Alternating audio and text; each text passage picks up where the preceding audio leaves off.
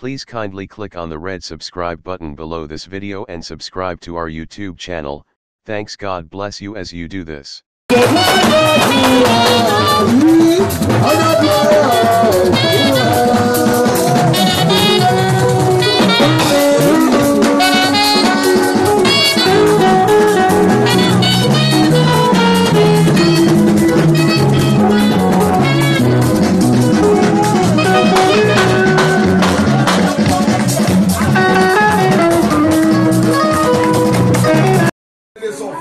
Happy birthday to you.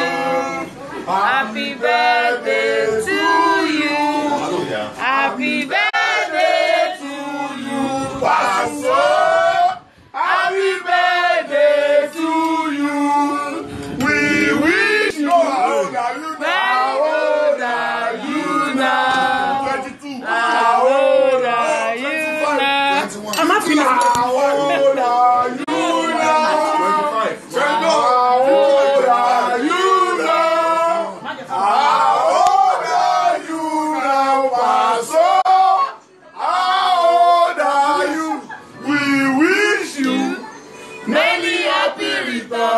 Of the day, long life and prosperity.